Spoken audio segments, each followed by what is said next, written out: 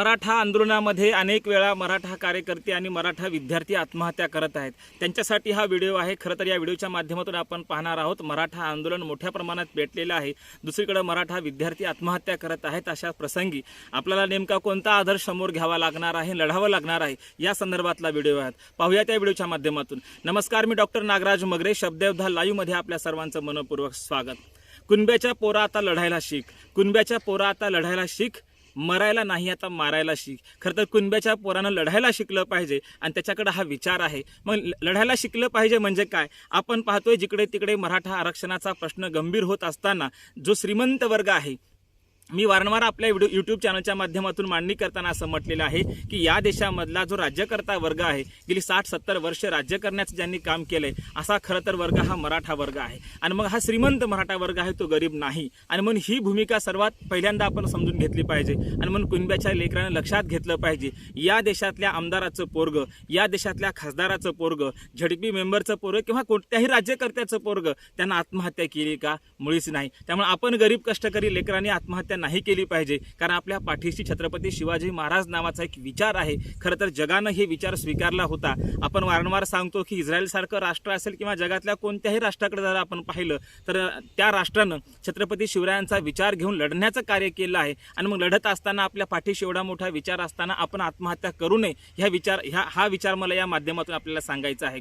आपण पाहतो की कुणब्याच्या पोराकडे लढण्याची खूप जिद्द आहे, परंतु अलीकडच्या काळामध्ये हाच कुणबी खरं तर वाताहत झालेली आहे आणि कुठेतरी हा कुणबी आपला आत्मविश्वास गमावून बसलेला आहे। आपण पाहतो छत्रपती शिवाजी महाराज असतील किंवा असाध्य साध्य करिता सायास आणि कारण अभ्यास तुका म्हणे असं सांगणारे तुकोबराय असतील, ते स्वतःला कुणबी समजतात आणि बरे झाले देवा कुणबी केले असंही ते म्हणतात। आणि मग अशा कुणब्याच्या खरं तर या सर्व विचारधारेतून आपण पुढे आलेलो असताना कुणब्याच्या लेकरानं आत्महत्या करू नये। खरं तर या शासनाला, या व्यवस्थेसोबत लढण्याची तयारी कुणब्याच्या लेकरानं ठेवली पाहिजे। म्हणून कुणब्याच्या पोरा आता लढायला शिक, मरायला नाही आता मारायला शिक। तू लढायला शिकला पाहिजे। आपली संविधानिक लढाई आहे, आपल्या संविधानिक लढाईला जाणीवपूर्वक गालबोट लावण्याची शक्यता इथला श्रीमंत वर्ग तयार असतो आणि इथला श्रीमंत वर्ग हे आंदोलन चिरडण्याच्या पाठीमागे असतो, कारण राज्यकर्त्याला आपल्या मतपेट्या जिवंत ठेवायच्या असतात। मी तुम्हाला सांगितलं होतं मगाशी की कुठल्याही आमदार खासदाराच्या पोरानं आरक्षण मिळावं म्हणून आत्महत्या केलेली नाही। गरीबाचं लेकरू आत्महत्या करते, कुणब्याचं लेकरू आत्महत्या करते।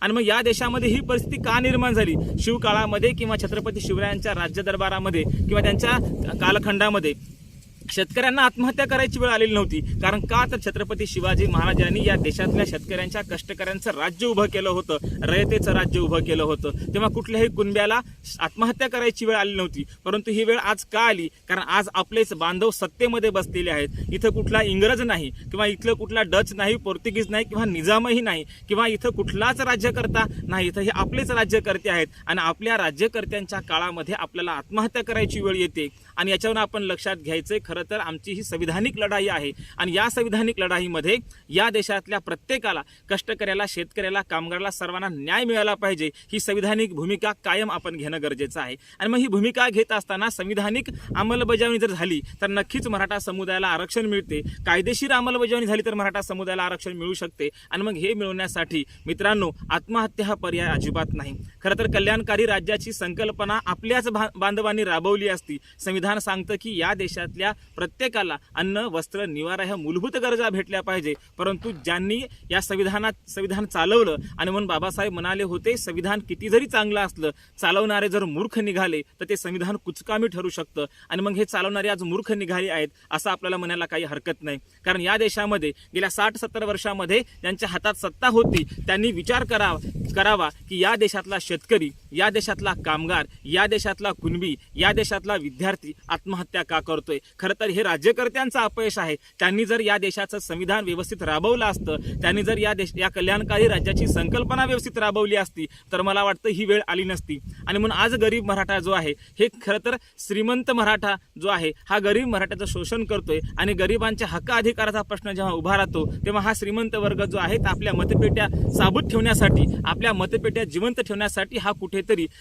एक अशी गुपित अशी भूमिका घेत आहे। हे आंदोलन कुठेतरी थांबवायचंय, कारण हे आंदोलन जर थांबलं तर या श्रीमंत मराठा वर्गाच्या मतपेट्या साबूत राहतील आणि मग हे राहण्यासाठी हा वर्ग कुठेतरी धडपडतोय। आपण पाहतो या आंदोलनामध्ये मी वारंवार सांगतोय की या आंदोलनामध्ये आज तागायत कुठलाच खासदार असो आमदार असो त्याची मुलं ही समोरून या आंदोलनाचं नेतृत्व करत नाहीत किंवा कुठेच ते आपल्याला जाळपोळ करताना दिसत नाहीत, कारण त्यांचा हा प्रश्नच नाही. हा प्रश्न आहे इथल्या गरीब मराठा समुदायाचा. आणि एकूणच सांगायचं काय तर या व्हिडिओच्या माध्यमातून छत्रपती शिवाजी महाराज असतील, संत तुकाराम महाराज असतील, महात्मा ज्योतिराव फुले असतील, डॉक्टर बाबासाहेब आंबेडकर असतील, राजश्री शाहू महाराज असतील, या आणि यांच्या व्यतिरिक्त अजून अनेक महापुरुष आहेत. या सर्वांचा वारसा या महाराष्ट्राला आहे. आणि म्हणून माझ्या विद्यार्थी मित्रांनो, कुणब्याच्या लेकरांनो, आत्महत्या करू नका. आत्महत्या पर्याय नाही.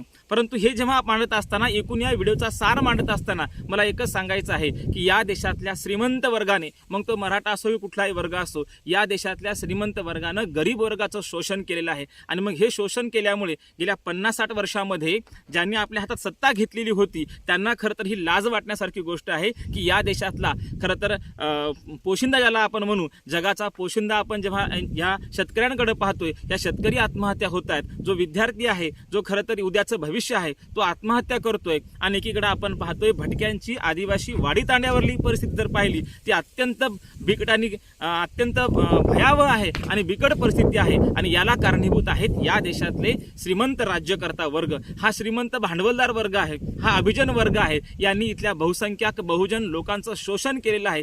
हेच यावरून सिद्ध होते. एकूणच काय तर इथल्या राज्यकर्त्यांची इच्छाशक्ती या सर्व परिस्थितीला कारणीभूत आहे. या देशातला शेतकरी असेल, विद्यार्थी असेल, कष्टकरी असेल, जो वाडीतांड्यावर राहणारा वर्ग असेल, हा जो वर्ग आत्महत्याकडे वळत आहे, व्यसनाधीनतेकडे वळत आहे, याला कारणीभूत आहेत या देशातले राज्यकर्ते, त्यांची इच्छाशक्ती. त्यांनी खरं तर सावध व्हावं आणि या देशातली ही जी काही येणारी क्रांती आहे ती क्रांती यांना थोपवायची असेल तर इथल्या गरिबांना आपल्या सोबत घेऊन, इथल्या कष्टकऱ्यांना, कुणब्याला सोबत घेऊन खऱ्या अर्थानं त्यांची ज्या काही मागणी आहेत त्या पूर्ण करायच्या आहेत. आणि म्हणून म्हणायचंय, कुणब्याच्या पोरा आता लढायला शिक, मरायला नाही आता मारायला शिक. खरं तर लढण्याची प्रेरणा आपण शिवाजी महाराजांपासून घेतली पाहिजे. आणि आपण आत्महत्या न करता इथल्या श्रीमंत राज्यकर्त्यांना धडा शिकवण्याची गरज ही खरं तर गरीब मराठा आणि इतर समुदायांवरती आलेली आहे. आणि म्हणून यांनी सर्वांनी, खरं तर शेतकऱ्यांनी, कष्टकऱ्यांनी आणि इथल्या कुणब्यांनी या लोकांना धडा शिकवला पाहिजे. धन्यवाद.